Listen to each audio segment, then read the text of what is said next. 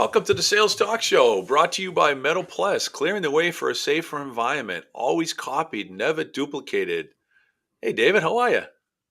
Fantastic, Billy. Good day, man. This is something. This is it, episode 9, right? This is the It's our season finale. Season finale. You said it. Yeah, that's it. It's coming up on the end of the year, end of the calendar year. It's episode number 9, so we're excited. We're really looking forward. Today's episode is the consultative sales process and client development. Today's guest is Jonathan Burns from Back Office Stars and Strategy Cube Inc. Jonathan's been delivering accounting and marketing solutions for his clients, and we're excited to hear some of his best practices today. We had a lot of chatter with him on a pre-call and some really great topics I think the listeners are going to love. But before we get into that, let's just do a quick recap on our last show, which was with Ryan Hazelton from Anderson Equipment, good friend, good partner of ours. He talked about delivering client success in the after sale. So what does that look like? How has he been successful? And some of the topics he spent some time on, and we spent some time on. The operations team plays a huge role in the sale. He believes in, I sell the first one, you guys sell the rest, which I thought was pretty cool. That was a great statement. Mm-hmm. He loves to bring emotion into the sale. Ryan made up his operations team, his service, and his parts department a part of the sale. So they had an emotional connection to each one of his sales, which I thought was excellent. And also Ryan's grandfather, who started the business in 1930, he had on the bottom of every invoice, because we all used to use paper invoices back then, it said service with interest. He wanted to create a high level of care with every sale. Listen and learn, he talked about. And also his sales best practices, don't sell it and walk away. He likes to stay very involved in the sales process, the after process, how you keep track of customers, which is what the topic was. And he was very excited about helping his clients keep an eye on the blind spots. Some clients get really busy in their day-to-day, and as an outsider looking in, he was able to identify some blind spots, both from his side of the business and maybe some other parts of their business that he was able to share with them. So, great show. If you haven't, you can take anytime you want to follow up on any of our shows, episode 1 through 8. You can find them at Sales Talk Show on LinkedIn, on YouTube, and always on Spotify and Apple iTunes. So I know a lot of our listeners pick them up on Spotify and Apple iTunes. So where you're listening to your podcast, listen in, and love to have you follow.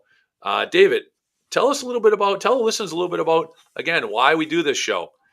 Get together here once a month and talk about sales and landscape and snow management and sales in general. Why do we put this show together? It's amazing, Billy. You and I connected over this topic, and of course what we do, right? The passion of why we do what we do.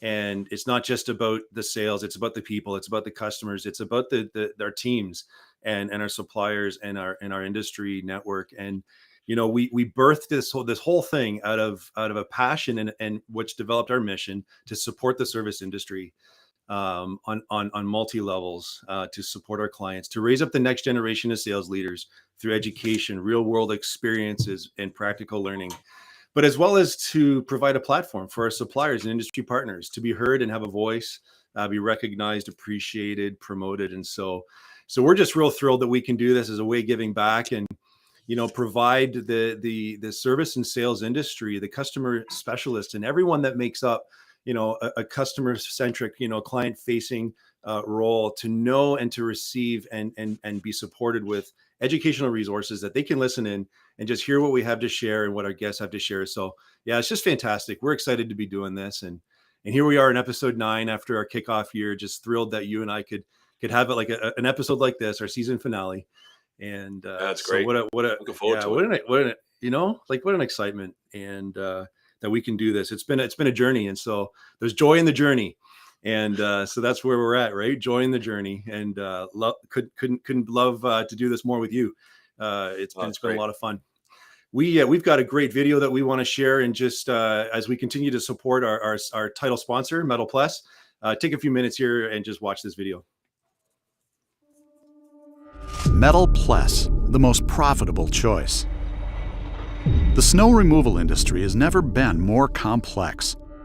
To be profitable, you must choose the right tool for the right job. The Metal Plus snowplow, combined with its patented live edge technology, has become the #1 choice for snow fighters across North America, Europe, and Asia. The live edge technology allows the cutting edge of the plow to fully contour the surface of the ground. Our unique concepts have allowed snow fighters to be more efficient, reduce maintenance cost, and in turn, create larger profits. In today's market, operating the most versatile piece of equipment, combined with massive salt savings, thanks to the patented live edge technology, are the reasons why Metal Plus is the obvious choice.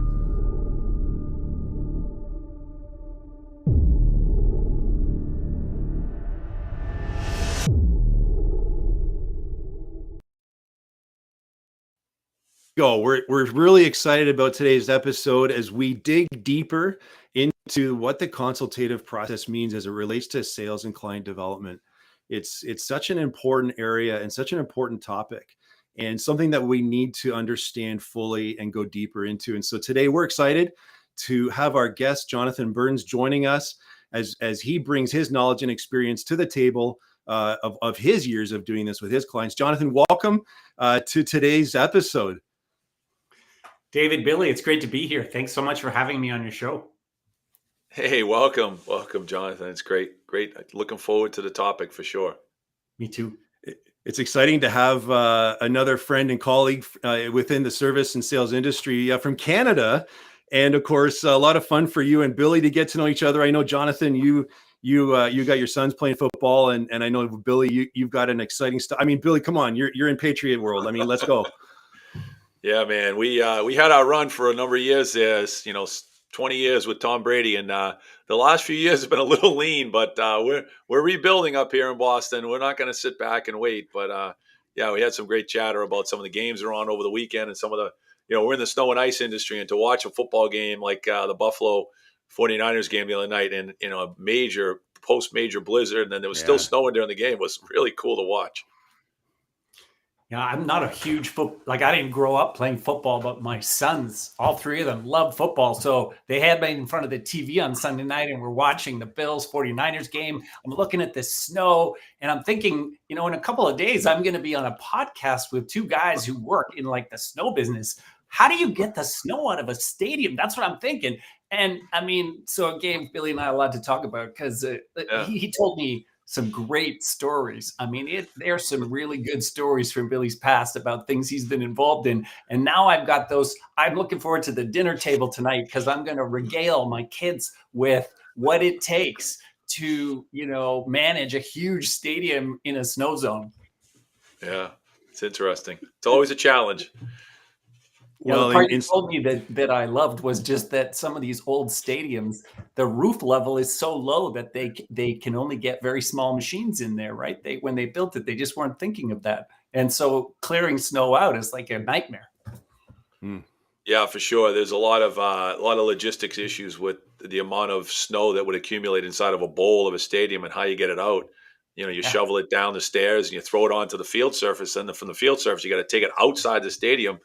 And a lot of these stadiums were built, and they're structurally set up to hold all these suites and levels and all this stuff. And they never thought of an open throughway where you could drive a massive truck out loaded with snow and dump it in a parking lot. It's kind of an architectural, hiccup, if you will, back in the day. Well, that stadium's old. But the new stadium they're building in Buffalo is not going to have a roof. I'm like, come on, guys, it snows in Buffalo. You got to put a roof on the thing, I know. That's what I was thinking. Jonathan, I was just thinking, we want to hear about your background in a minute, but you're from South Africa, so I don't think there were any snow issues there, and I don't think football was the game there. No, they had different problems. Yeah, right. Probably more soccer, right? Which is called football. Rugby is huge there, so yeah, rugby. Yeah, rugby. Good. Absolutely. Well, listen, great segue. Why don't you tell us a little bit about yourself, your background, and then we're excited to get into today's topic as it relates to the consultative process here. So please take the floor a little bit on your background. Yeah, I'm an entrepreneur. I started out my career in marketing at Procter & Gamble Canada, and was there for about 6 years. And then I worked for several entrepreneurs as their sort of second in command, lieutenant, right-hand man, helping them with managing rapid growth. And several of them were really good salespeople, like top of their game, and they taught me a huge amount. A lot of what I'm going to share with you today comes from observing and studying some of those CEOs that I got to work for. And I started my own business in 2007 and have been running it since then. I enjoy working for myself. I have two teams. One team does marketing, primarily paid acquisition for services businesses and software. And so we run lots of ads online on Google, LinkedIn, Facebook. And then I also have a team of bookkeepers who do cloud-based bookkeeping. So we do bookkeeping for small businesses in Canada. In terms of the things we're going to talk about today, most of the consultative selling I've done has been on my marketing strategy and consulting business. I get brought in to help people with marketing strategy issues, and it's a very consultative process. It's not at all like buying a defined service. There's a tremendous amount of conversation that has to occur to figure out what it is we're actually going to put together for them. Well, it's with that it makes us think about what would be a great way to start this conversation, right? And I think that it would be great to start here. What have you learned on that note over the years, right? As it relates to consultative selling, how do you think, and where does what you have, what you've learned, how does that affect and how would that benefit our listeners today? Yeah, David, I think the key issue in consultative selling that I've learned over the years is to accurately define the problem. So many of the guys I've worked for have just sort of beaten that over my head so many times. And the reason that they do that is because generally the presented or stated issue that the buyer gives you is not the real root issue. And so, if you're kind of new to this, you might be thinking, well, why is that? Are people just liars? Do they just misrepresent things? And the answer is no. This happens at a subconscious level, right? People aren't out there to mislead when they're engaging with vendors. It's just that most professionals and companies want to come across as competent in an area they own. And with a stranger, like a new potential vendor, they're very rarely going to start out with a stranger offering up all the things they're bad at, or an admission of weakness, or a gap in capability that their team has. They just don't do that, right? So often those are the root issues. But they don't start with that. They'll start with something that's sort of tangible and definable and often a little bit exterior to them. And in fact, I would say it's pretty common to find that they generally start out blaming their current vendor. They would say, we've got a problem with this, and it's because these people handling it are doing a bad job, and I'm hoping you can do a better job. But that at that point, the amateurish salesperson will just take those facts as they've been laid out and go, okay, that's what it is. The more sophisticated salespeople that I've learned from will say, you know what? I'm going to have to go past this. This is unlikely the real issue. I'm going to have to go deeper. Yeah, it's interesting. David and I originally, our idea of starting this show was all about a couple of people at a conference sitting at a bar and having a conversation about some common issue, some common problem they were having.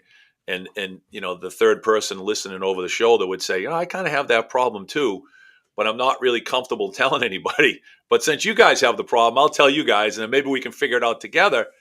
And I think there's a lot to be said for the relationship you build with a client and the humility you can allow them to have, and the honesty you can break down some walls and say, you know what, we see this as what you told us is a problem, but candidly, we think you might be over here. You might want to fix that first and look into that as your kind of the start of the recovery.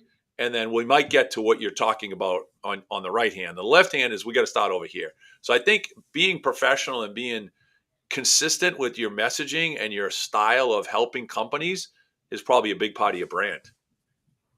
Yeah, absolutely. Yeah, very much so. Jonathan, on that, can you give us from your experience some examples, right, or an example that would relate to this? Yeah. In my marketing work,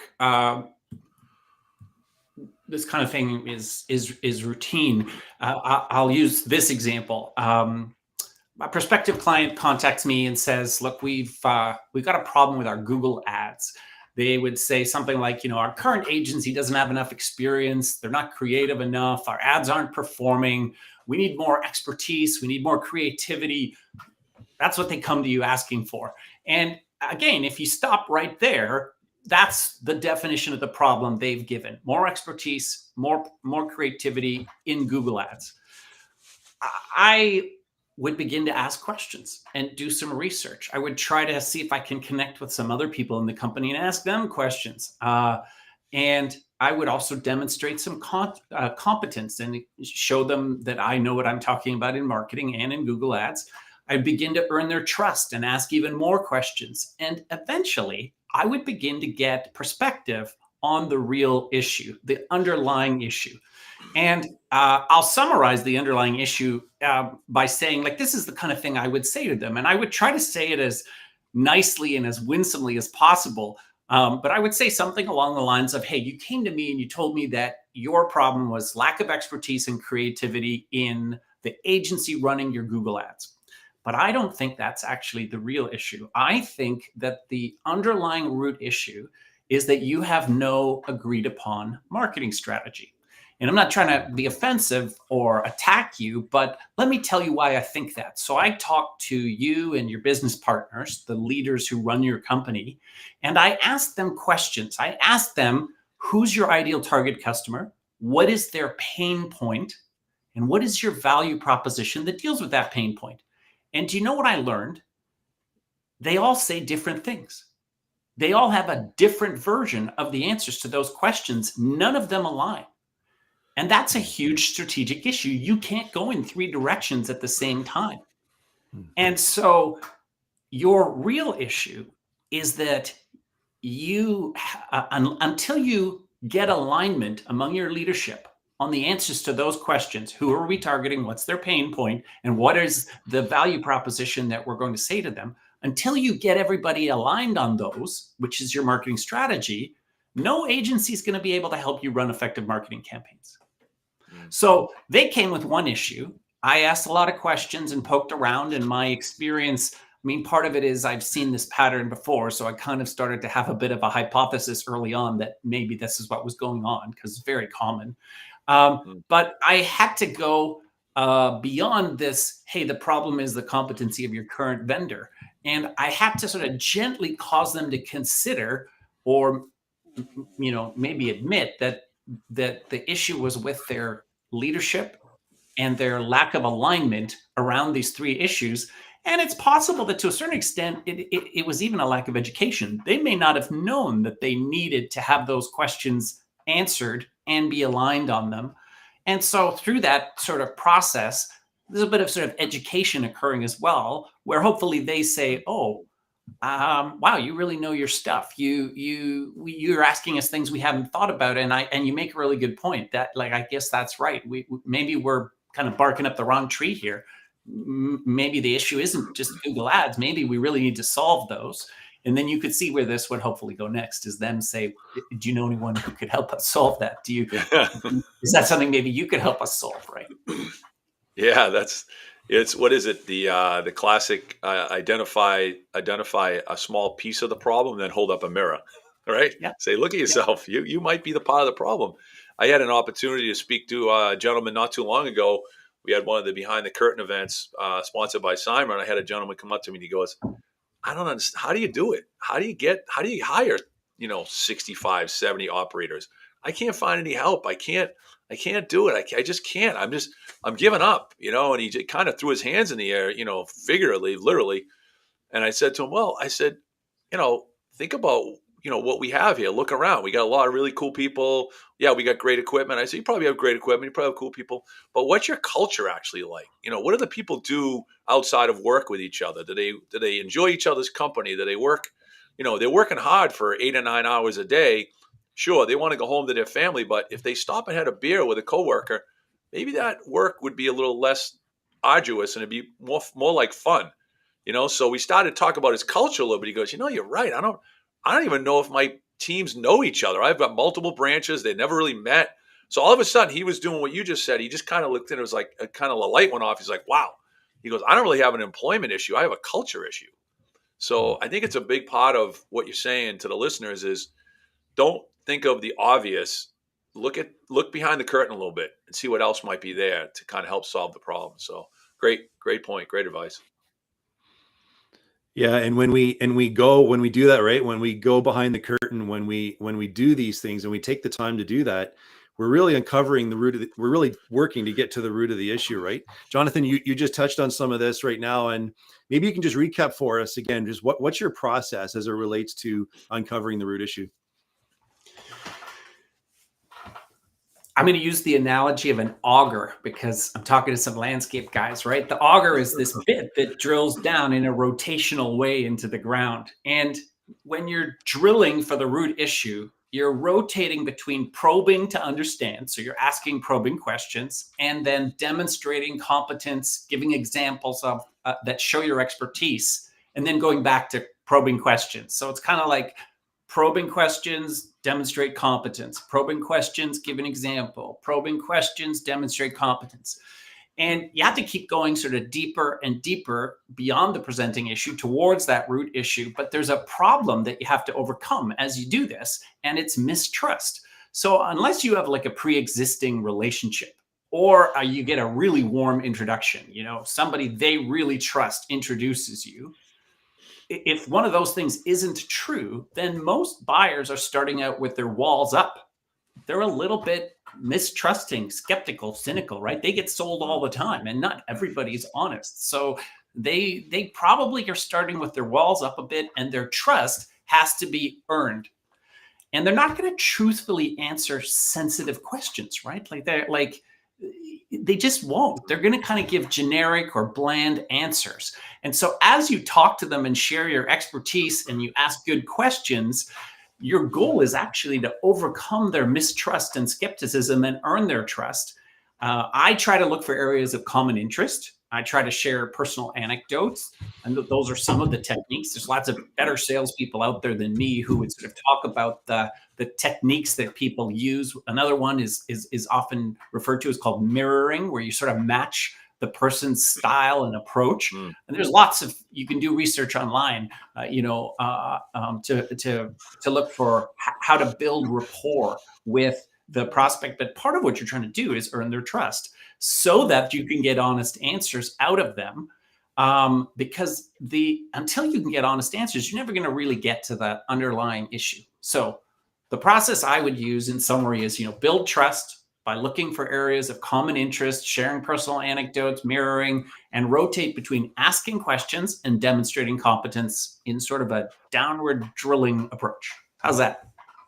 Yeah, that's great. That's a great recommendation. Great style.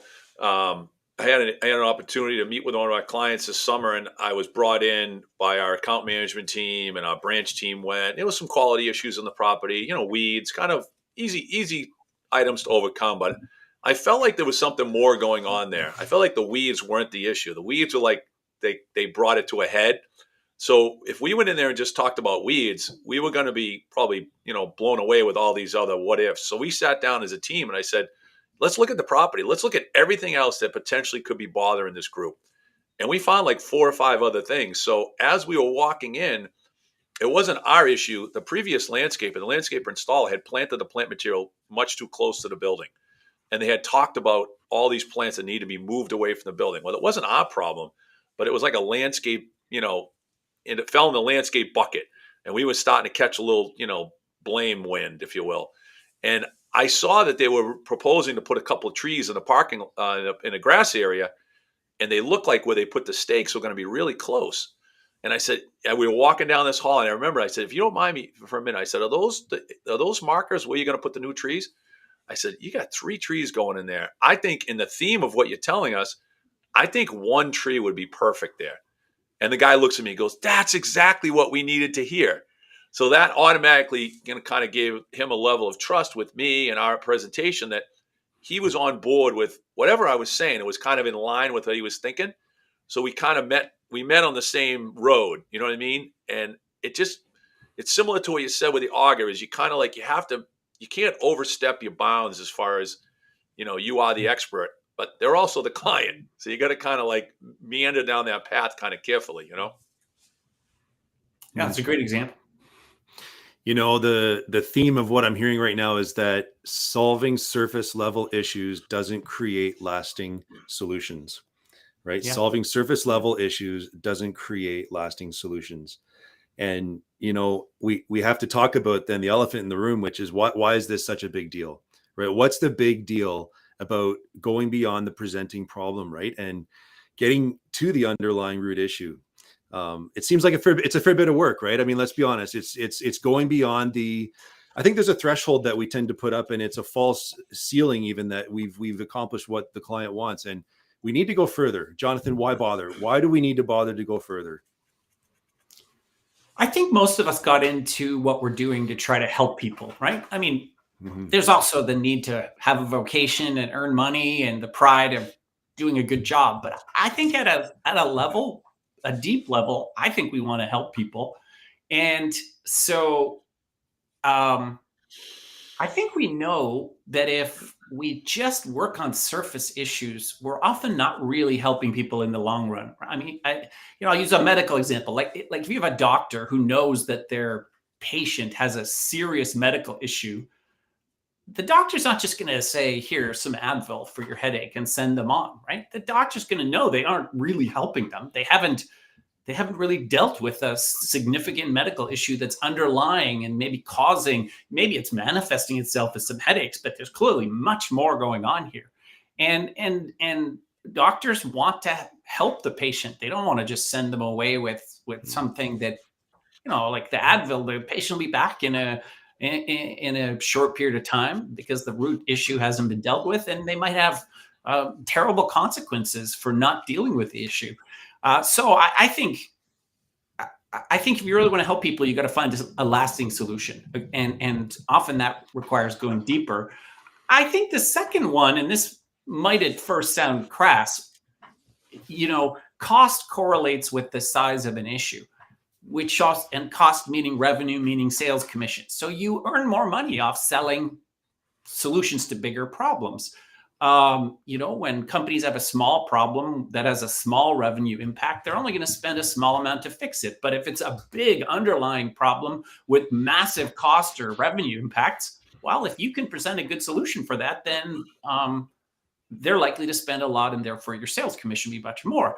And I think our job as salespeople is to sell the biggest deal possible while doing it honestly and ethically. And so what I mean by that is if the prospect you're talking to has a problem that the best solution, let's say you were selling it to a friend, is a $5 million solution to properly fix it, then you should be aiming to sell that. You shouldn't be trying to sell a $1 million solution if you know that it really takes $5 million to solve it.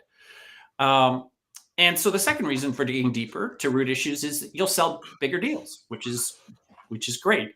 Now, I do feel I should comment on that. I don't think you should oversell, right? I don't think you wouldn't go to your best friend who needs a $5 million solution and then pitch him on a $10 million overbuilt solution when you know that a $5 million solution would work just as well. And you wouldn't do that, right? The golden rule from the Bible that Jesus said was, do to others what you want them to do to you. That's been around for thousands of years, and it's a great practice, right? Most of us intuitively are like, yeah, that makes a lot of sense. I'm a business owner myself. I don't want somebody taking advantage of my ignorance and selling me on something that ties up tons of my limited resources just so they can get a bigger sales commission. And I think that sort of should guide us ethically. So I'm not talking about selling people things they don't really need or overselling to get a big sales check. But I do think you should try to sell the right solution that truly solves their problem for the long run. Yeah, I couldn't agree more. A good friend of mine told me one time, there's not a lot of traffic on the extra mile. So when you take something you're really working hard at for a client, and you really want to roll up your sleeves and be a partner with your client, the word partner is thrown around a lot, right? So you become a partner. It's a partnership. You're going to solve the problems together. If you, in your knowledge and your skill set, know that client has something that is like, it needs a little bit more. You need a little more background to give them the right solution. Maybe you bring in some experts. Maybe you bring in some more of your operations teams. Maybe you bring in some industry professionals outside of your company. Maybe it's a network partner, an engineer, or something like that. And then you sit down with that client. You're automatically going to be gaining more trust.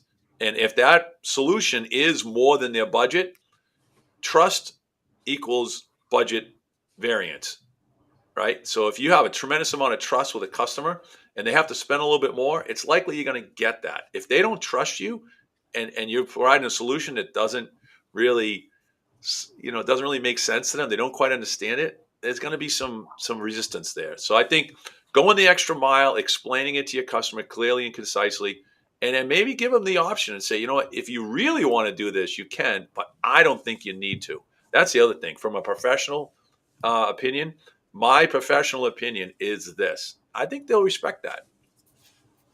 Absolutely. You gave the example earlier of a client was going to put 3 trees in, and you said, no, I really think you only need 1. Right. Mm-hmm. Yeah, for sure. Yeah, that's some definitely people listening would think, why would you do that? You just sold 1 tree when you could have sold 3, but you earned trust. Exactly. Yeah. Well, and this is the whole thing about consultative selling too, right? That it requires sometimes us navigating, the organizational dynamics as well, right? With our clients, with our prospects. Sometimes we encounter buyers who are even new in their roles, right? They don't always have the experience or enough experience to really accurately describe what they need, right? So they don't fully know what it is. And so what do you do, right? If you're not sure if the buyer is experienced enough to have an accurate sense of the problem. Jonathan, how do you handle that? I mean, what are some best practices and a great roadmap to manage these issues? Yeah, that's a great question. And this is what I've learned from a couple of key guys who are 10, 15 years older than me, and they taught me this. And I remember the first time they taught it to me, I thought, that's ridiculous. You can't pull that off. But then they did. And they taught me to. And so let me describe it to you. A key way to solve what you're describing is to talk to multiple people in the organization, especially from different functions, maybe even from different levels, to get an accurate sense of the problem. Because if you're talking to a buyer and they maybe are new, you're not sure if they really know their stuff, you're going to be limited in your ability to accurately diagnose the problem when you only have that one vantage point. If you can somehow find a way to get to talk to a bunch of their coworkers, peers, direct reports, other people, you're going to get access to different vantage points. Now, that's pretty hard to get permission to do. So the best consultative salespeople that I've ever met, they do the following. In the early meetings with the prospect, they sort of challenge the assumption of what the problem is. And to be clear, I'm assuming we're selling a complex service or product service combination. And, the cost is in at least the tens of thousands of dollars, if not hundreds or millions, right? What I'm describing, if it only costs $500, this doesn't work, right? So what they do is they create a sense of doubt around the certainty of the problem. They establish the critical necessity of accurately defining the issue, and they touch on the implications of failing to do that. And they then convince their clients to undertake a paid discovery process in which they pitch them on, I'll have my team come in and interview stakeholders in different functions and levels in your organization with the goal of accurately defining the problem. And the reason they get some traction there is because they just spent some time sort of undermining the certainty of we know what the problem is. And they've established, hey, if we don't get the problem right, like you could spend huge amounts of money and be no further ahead because you're trying to solve the wrong problem. So they're only pitching that when they've got a buyer saying, you're right, I'm not sure we have the right problem. And gosh, we really need to make sure we're building something against the right problem. Otherwise, we're going to waste tons of money. So they then pitch that paid discovery session. The team comes in, they get to form connections between their sort of selling team or information gathering team and the buyer's team on multiple levels and touch points, which is really, really helpful, because later at the end of the process, the buyer's going to ask for feedback from their team.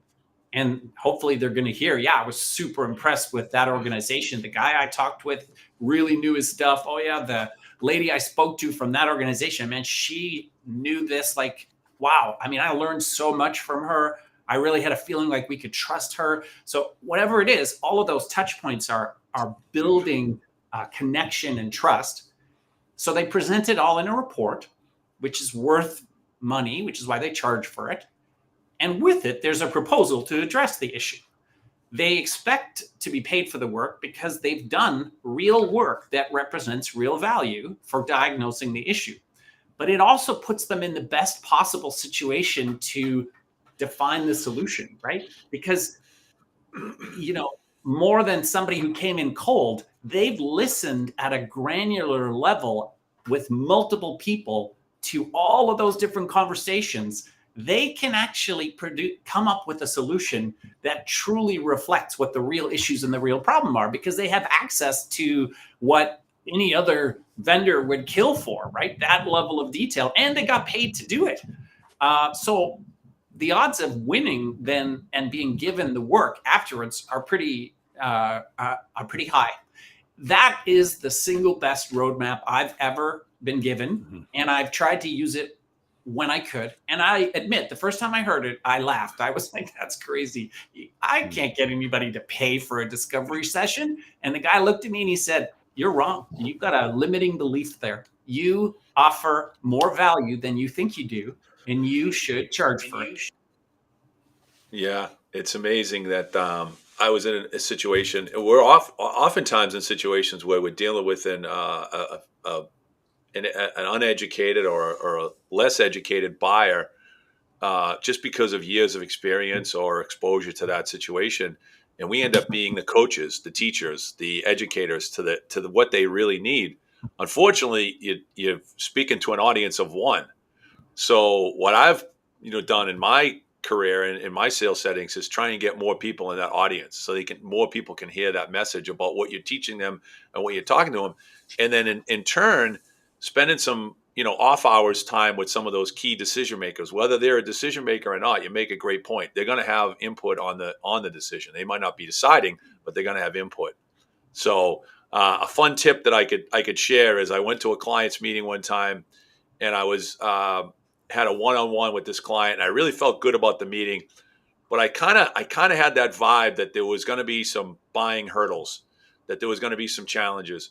So I purposely, blocked my calendar out, not in pre, but afterwards. I canceled a couple of meetings, and I texted the client about 20 minutes later, and I said, "What a great meeting! Really appreciate it. I just wanted to let you know I'm going to be on the property for about an hour or so. So if you see me driving around, don't think that I'm lost and I can't find the exit. Ha ha ha. Like just something light." And the person got back to me, "Oh, that's great." I said, "And I'll be here for about an hour. So if anybody in your organization wants to meet with me or has any more information, where the irrigation controllers are," this was all stuff we talked about, which she didn't know. All of a sudden, about 20 minutes later, she texts me back. She goes, "Billy, are you still here? My chief engineer just came back from lunch, and he could meet you if you're still here and show you those irrigation clocks." Now I got this chief engineer who's, maybe not excited to see me, but willing to see me. And he's just like singing like a canary.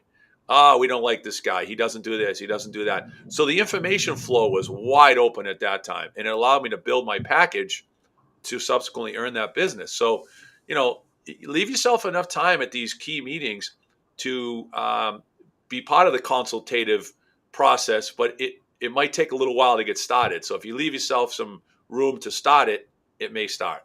Is my long-winded answer, if that makes sense. I love it, Billy. That's a great piece of advice.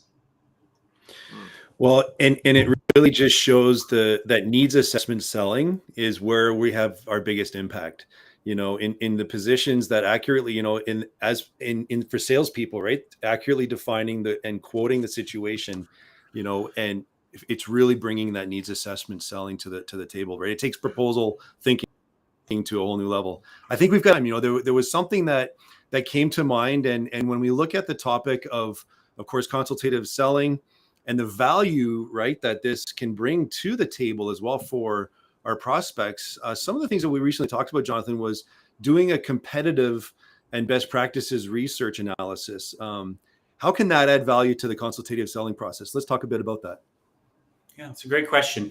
The word consultative selling is, the first part of that is a consultant. And I know there's some bad connotations of a consultant, but one of the things that I think you expect out of a consultant is functional expertise and industry expertise, right? That's why you hire consultants. They're experts in a certain area. A lot of times, the buyer, the person in the company doing their job, is so busy just doing their job with their head down that they don't know what some of their competitors are doing. They may not be following what some of the best people in the industry are doing. If you do some of that research as part of your process, you can bring that to them, and it can make you look really good, right? If you're able to learn from the people who are setting the standard, maybe somebody asked you to come in and sort of quote something, and you looked at that thing and said, okay, it's part of this sort of, I'm going to go do some research. And you come back and you find out that within an hour's drive, there's maybe 2 competitors who have done that thing, but they've taken it to the next level. Now, you'd have to spend more to get there, but it's eye-opening to even see what they did.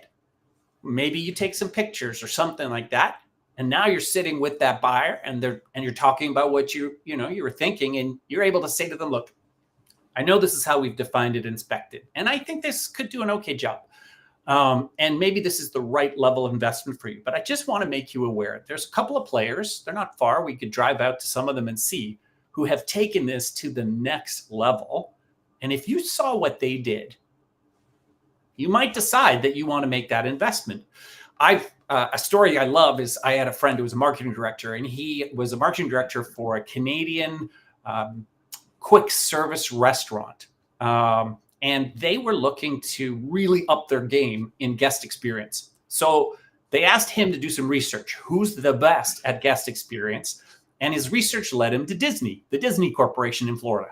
And he contacted them and discovered that so many people contact them that they actually have a whole training program to train other companies who have to pay in how Disney does guest experience. So the Canadian company, restaurant chain, paid to send down a bunch of executives to Disney and learn how they do guest experience. And when he came back, I asked him, how was it? And he said, you think you do a good job, right? You have this sense like we're pretty good at this. And then you go to Disney and your mind is blown. Like the level at which they operate, it's just a whole new world. And it just caused all of us to come back with so many ideas on how to take this to the next level.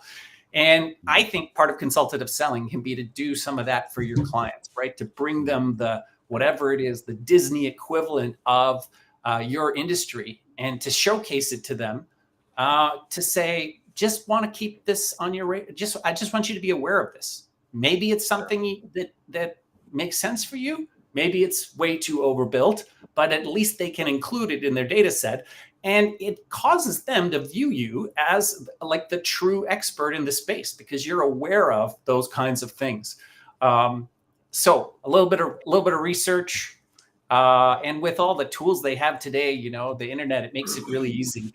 Or modern AI tools like Perplexity.ai or ChatGPT. If you don't like the answers you get into Google, you hop into one of those and you ask them, and I tell you, you can find some good stuff. I love it. To bring back the football analogy we started the show with, business is a sport in a way, right? In order to win at business, you have to have a playbook. So no team, no professional team, amateur team would ever go into a game without a strategy, a playbook, if you will. It's probably more prevalent in football because it's offensive, defensive plays, but there's probably offensive defense in hockey, as penalty kill and stuff like that. So I think realizing, what your strategy is to earn that business is part of the playbook. And I think knowing your competition to earn the business, if your client is about to buy a service or something from you, and you don't know what your competition is proposing or what is potentially out there, you might be missing an opportunity to be better than your competition, or you might have oversold what your competition is doing. Your competition might have a better mousetrap. So I think it's great to be able to learn the industry around what your customer is trying to acquire from you, whether it's a service or a product. So that's great advice. Well, today's episode's been very enlightening, very inspiring, and I think it's something that we need to continue to go deeper with and understand, as you talked about, Jonathan, right? The drilling effect, And so, if you've enjoyed today's episode, take some more time, re-listen to this, take notes. There's so much to learn from this, so much to go deeper with. Jonathan, it's been such a delight to have you on the show today. Billy, what a great episode and time together. Jonathan, how can people get a hold of you if they want to learn more or connect with you? What are some ways that they can do that? Yeah, I think you guys are going to put them up, but backofficestars.ca is my bookkeeping business if you're interested in that. And if you're just looking for some marketing advice, strategycube.com. Those are two places you can find me. There's forums on there, and if you fill them out, it'll get to me and mention that you saw me on the podcast.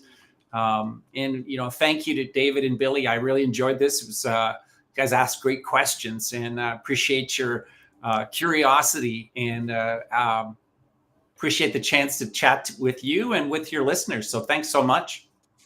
Yeah, thanks for getting back in this way today. Thanks, Jonathan. We really appreciate it. I live by a motto: learn something new every day. And I didn't know what the word consultative, did I say it right? Consultative selling was all about. It probably had another word in mind of what it was. I probably knew what it was, but I never really connected the two. And now when you connect the two with the phrase and the context behind it, it makes total sense. So thanks for bringing that to light, and thanks for being a great guest today. My pleasure. Thank you. That's awesome. All the best. Wow. I got to say, having talked to him a little bit on the pre-show and the pre-call that we have, always, getting to know our guests a little bit more, I was blown away. It's like when you watch a movie twice and you pick something up the second time, I was really blown away with what he was sharing today. And I think if you break it down to just blocking and tackling, it's pretty simple. I think any business, any salesperson, anybody that's listening to this can take something away and apply it to what they're doing every day. And that's what I'm most excited about, is I'm going to break this down with my sales team and my account management team and see what we can learn from it, because there is a lot to unpack there, David. You're right. I think about everything what we've talked about today, and the result for me is the same thing. I need to bring this back to the team, and I need to unpack it in a way that shows how we have a role to play, and we need to prove our value to our clients. I think it's about proving our value, proving our worth. Otherwise, if we don't go beyond the surface, we're not proving why we're worth it. And so this has been just incredibly. I couldn't agree more. Definitely the value. I think everybody in the industry, in any industry, is trying to earn the most and sell the product that they have or service for the most amount of dollar value, and then how much can they earn on the backside of it to remain profitable. But you can't sell at the highest price if you're not delivering value. You can't just sell because you are who you are. People are going to see right through that. So doing this consultative connectivity with your client and learning about them automatically just raises the value and can raise the sell price, which is great. Yeah. Good.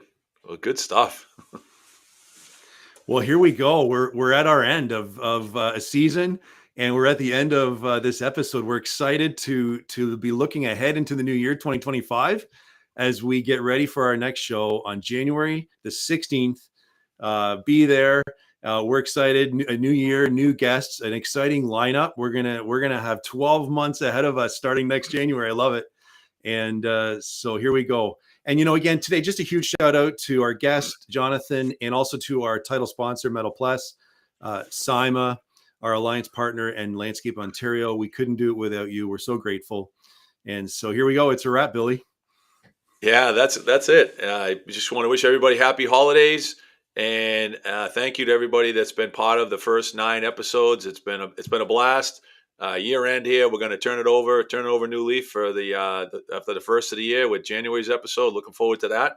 And as always, if you want to do something better, you have to do it more often. Cheers.